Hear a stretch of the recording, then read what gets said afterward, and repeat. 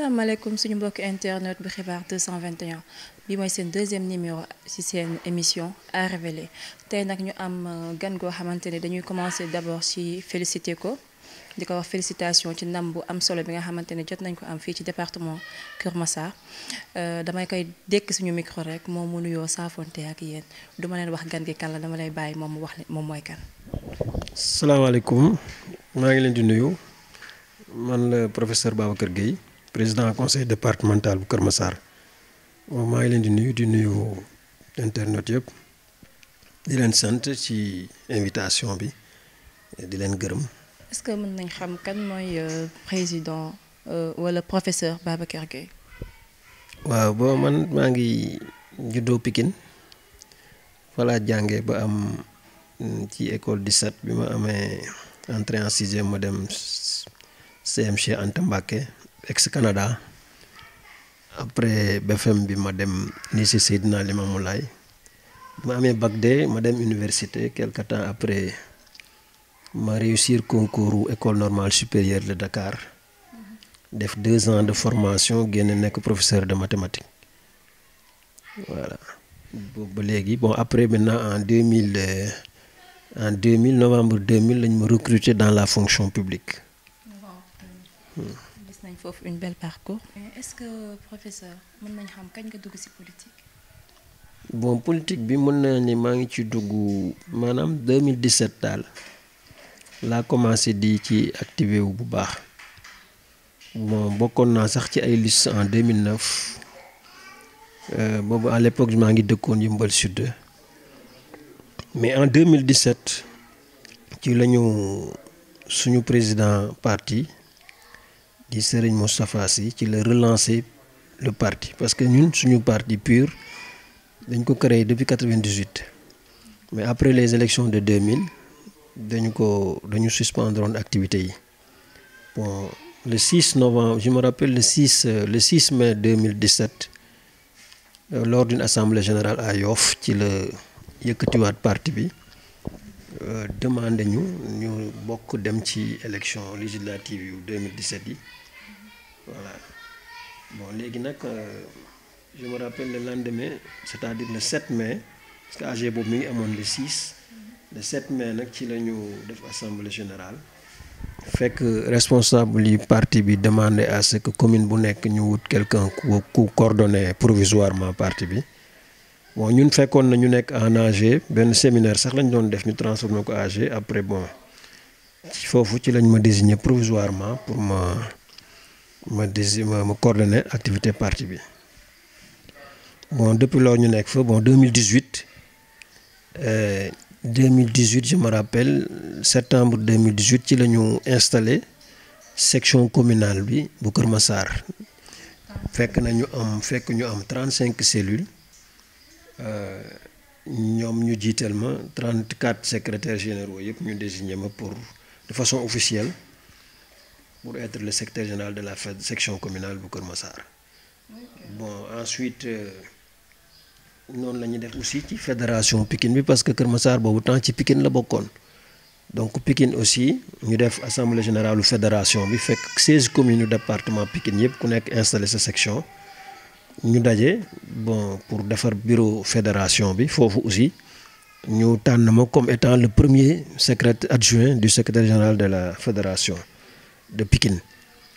noonu lañ ci nekkee di ci liggéey ba yàlla def après les élections de 2019 les élections présidentielles ñu continuer ba ni départementalisation bi ñëwee le 28 mai bi passé la ñu jël décret 687 président bi jël ko pour maintenant def Kër Massar département ci décret 2020 687 du 28 mai bon léegi bi ñu defee Kër Massar département mu am 6 communes Jaxaay Parcelles Kër Massar Sud Kër Massar Nord Malika Yeumbeul Nord Yeumbeul Sud donc ñun fekk na fu nekk am nañ fa section communale bon Kër Massar comme dañ ko xaaj ci digg bi nord bi daal di renouveler def seen renouvellement jiital ma nekkaat secrétaire général sud bi ci biir PUR la quoi ci biir Pire la sud bi tam ñoom ñu installé seen section communale léegi ñu woote nag département Kër Massar juróomi secrétaires généraux yëpp tànnaat ma nekk secrétaire général de la fédération Pire bu Kër Massar. donc noonu la ñu def ba yàlla dogal Yewwi bi ñëw bi Yewwi ñëwee aussi la conférence des leaders de la coalition Yewwi Askan Wi ñoom ñoo désigné Pire comme étant le point focal. donc pour la mise en place des structures de la coalition département bu nekk dañ fa désigné woon benn point focal. je me rappelle defe naa su ma juumul Dakar lañ jox taxawu grand parti Guédiawaye bon ensuite Pastef ñu jox ko Pikine Kër Massar ñu jox ko Pire. léegi nag ñu envoyé ma benn répertoire pour convoquer tous les responsables départementaux des partis membres de la coalition. léegi j'ai convoqué la première rencontre pour mettre en place les structures de la coalition au niveau départemental. foofu aussi tous les membres responsables yi teewoon ci réunion ba ñu désigné ma comme étant le coordinateur de la coalition Yewwi Askan Wi à Kër Massar. gis nañ ne Yewwi Askan Wi nam bi ñu am ci Kër Massar kenn naatamli ko ci parti départemental bi juste que am na tuuti ay divergence ci côté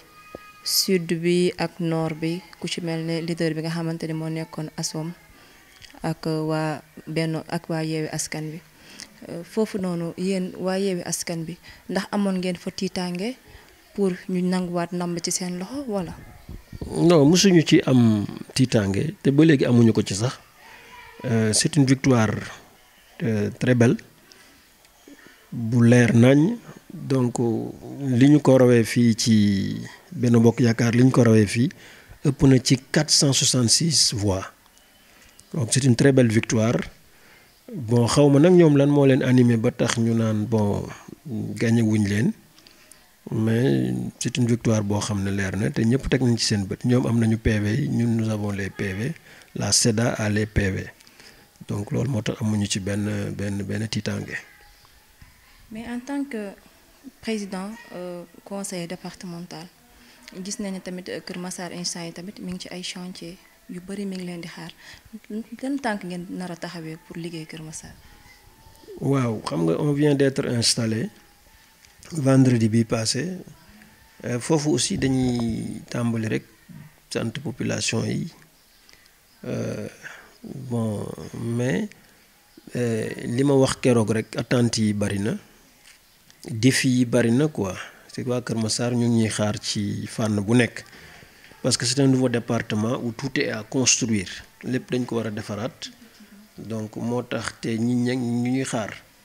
donc bu doon dañu hérité département bi su doon am na ku fi nekkoon par exemple am lu mu fi def ñu ñëw jot ci dañuy continuer rek continuité lay doon te département bi Jaxaay la Kër Massar sud Kër Massar nord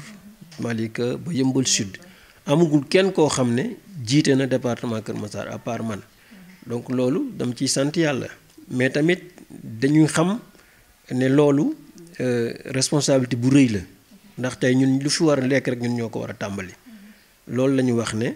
dara amagu fi parce que lu bees la day doog a am amagul sax at donc te ñun ñoo war a fexe ba def fi loo xam ne keneen ku ñëw di nga fi fekk dara mën a continuer liggéey bi donte ñun nit moom mënul def lépp mais di nga jéem ba liñ la sas nga fexe ba balaa 5 ans yi jeex nga def fi loo xam ne keneen ku ñëwit dina fi fekk dara. donc loolu mooy suñu responsabilité loolu moo tax tâche bi diis man laa wax noonu ma ne bu ñu fi fekkoon ay réalisation yu pareegul ak yu pare liggéey bi xëy na dana gën a yomb tuuti mais fu mu toll nii dara amu fi ci en terme d'infrastructure wàllu sécurité défi la war nañ ci fexe ba sécurité bi gën a amélioré wu wàllu santé n'est-ce pas war nañu fexe ba ci wàllu santé aussi ñu def ci ay jéego yu am solo nga xam population yi dinañ ci gis seen bopp ci wàllu sport ak jeunesse ak loisir yooyu yëpp war nañ ci def loo xam ne aussi jeunes yi dinañ ci gis seen bopp wàllu environnement maanaam wàllu domaine de compétence yi nga xam ne état bi daf ñu ko transféré te ñu war di ci liggéey muy 9 domaines de compétence yooyu yëpp bu ci nekk tey am na loo xam ne war nañ ko ci def pour intérêt population pour le bonheur des populations. nag ci fi nga waxaatee noonu fi nga daanalee noonu rek foofu laa yëkkati waatee parce que tudd nga santé tudd nga environnement éducation culturelle et cetera sport et tout mais est-ce que ak préfet jotagum ngeen commencé waxtaan pour fi nga xamante ni pare ngeen ko xalaatal pour jeunes yi tamit xalaat beneen hôpital et cetera et cetera. waaw yooyu xalaat nañ ko ba pare mooy suñu programme boobu la ñu présenté waa Kër Massar pendant la campagne électorale ci chaque domaine compétence bu nekk am nañ ci xalaat am nañ ci programme te loolu la ñuy jéem a fexe jëmmal. xam nga programme day boole day ànd ak étude bu ci waa ànd ak étude maanaam étude ci wàllu budget finance bi wàllu faisabilité bi daal de façon générale boo amee programme il faut nga xool faisabilité bi donc mais bu ci nekk xalaat nañ fu ñu ko war a mën a def n'est-ce pas loolu moo tax sax ñu proposé ko waa Kër Massar. ensuite dafay nekk loo xam ne du yow rek yaa koy def parce que programme souvent du man maa koy def man damay am idée bi keneen ku bokk ci équipe bi am idée bi bon population yi seen bopp dañuy am idée parce que ñoom à travers suñuy tournée ñoom dañuy wax seeni bëgg-bëgg seeni doléance ñu jël seen doléance yooyu en compte traduire ko en programme. bu sigee damaa bëgg nga ñëwaat tuuti rek ci benn secret boo xamante ni doxalee ngeen ko ba ci campagne yi ba ni ngeen gagné campagne yi mu bett ñu bëri parce que gis nañ ne comme politiciens yu bëri yu ñuy def convoi rangale ay auto jël ay nit jox leen ay t-shirt ñu dox yuuxu teg musique man Yewwi Askan Wi seetlu ma démarche boobu ci ñoom lan moo nekk seen secret ak pare pourquoi ngeen changer stratégie. non c'est-à-dire que bon def nañu sax certes peut-être def nañ certes ay meeting def nañ caravane mais xëy na dañ ko defeewul comme ñeneen ñi niñ ko defee je me rappelle def na ñoom président Ousmane Sonko ñëw na fi ànd ak Malick Gakou ak docteur Cheikh Tidiane Dièye donc ma recevoir leen fële booru Jaxaay ñu ànd dem wër département bi yëpp n'est-ce pas def Kër Massar sud nord Malika dem Yëmbal ba Yëmbal sud après ñu continuer donc te caravane boobu bokk na ci li nga xam ne mën naa ne dooleel na Yewwi Askan Wi fii ci Kër Massar ndax bouleversé na lu bari te ensuite ñun xëy na proximité yi la ñu gënoon privilégié donc li ñu def ci bride de proximité moo ëpp programme phare yooyu dem ci mbootaay seeti kilifa yi grand électeurs yi donc loolu lañ ëppoon lu ñu def. est-ce que amoon ngeen yaakaar que ni yéen mën ngeen jël raw gàddu gi ci élection yi. ah si amoon nañ yaakaar bi kay très sincère amoon nañ yaakaar mais kuy dem di bëre ji da ngay yaakaar gagné te ñun on avait la certitude que dañuy gagné. dama ko wax naa leen ko sax dernier meeting bi ma def Jaxaay meeting de clôture bi Jaxaay laa nekkoon. mais dama leen ne mais ay heure moo ci des. mais Jaxaay tamit ku ci mel ne Diène Ndiaye ak Birama Niang ay leader la yoo xamante ni ñoom pesé woon nañu luur Jaxaay il paraît que ñoom xawoon ngeen ci ragal tuuti. waaw non loolu wax naa ko Kër Massar sud wax naa ko Jaxaay wax naa ko Kër Massar nord que élection yi ay question de formalité la coalition Yewwi Askan Wi ici à Kër Massar a déjà gagné largement les élections dama leen ko wax parce que dama ko gëmoon parce que man dama gëmoon ne. fii gi Benno Bokk Yaakaar mënul gagné Kër Massar ndax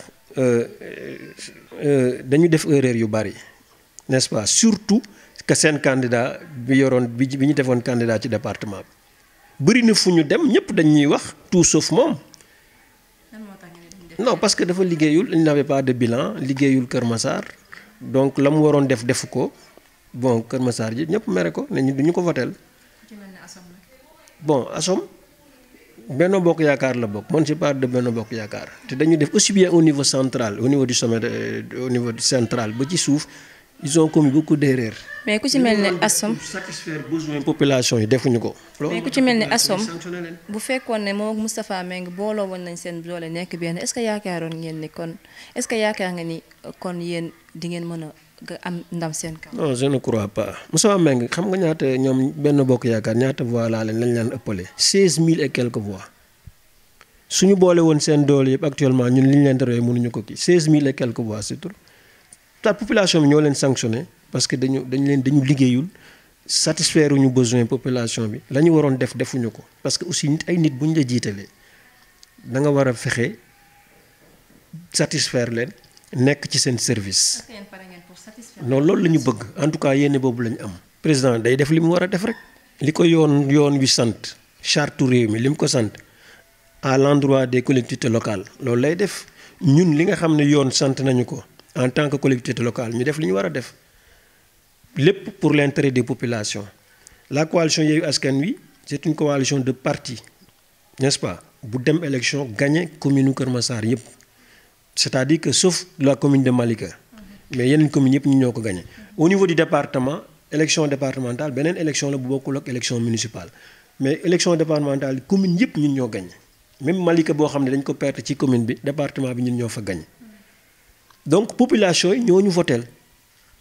Léegi nag moom en tant que président, en tant que pouvoir central dafa am loo xam ne moom moo ko war à l'endroit des collectivités locales. ñu nit am na lu ñu loi bi may,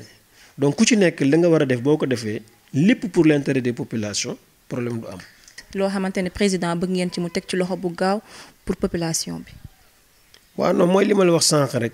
fii Kër Massar département la boo xam ne bu bees la lépp lañ fi war a defaraat. war nañ am caserne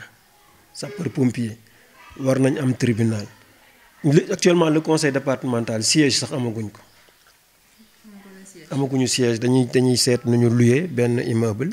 pour def ko siège parce que lu bees la. mairie yi fi nekk communes yi ñoo leen moom. donc ñu ngi def ay démarches pour mën a louer benn immeuble pour mu abriter le conseil départemental pour vous dire que lépp la ñu war a defar. hôpital sax amu fii parce que lii fi nekk nii ci Kër Massar fii centre de santé la, n'est-ce pas, te war nañ am en tant que département war nañ am sax hôpital. Stade digne de son nom actuellement jeune Kër Massar yëpp koy demandé te mu ngi suñu programme dinañ xool nu ñu fexe ba mën indi stade fii, n'est-ce pas. Donc état bi daal lu mu war ci d'appeler population Kër Massar yi war na ko def parce que département bu bees la te war na am ay infrastructures yi mu soxla yëpp état bi war na ci xar tànku tuwayam pour def ko ñun lu ñu ci mën dinañ ko def. Monsieur Gueye, l'émission tire à sa fin. Lan mooy ce mot bi nga xamante ne moom ngay tëjee ak li nga xamante ne yaa ngi koy jox askanu Kër Massar bi lay déglu. waaw bon di leen sant di leen gërëm rek di talal loxo waa Kër Massar yëpp. Nous avons besoin de toutes les compétences parce que li am solo mooy ñu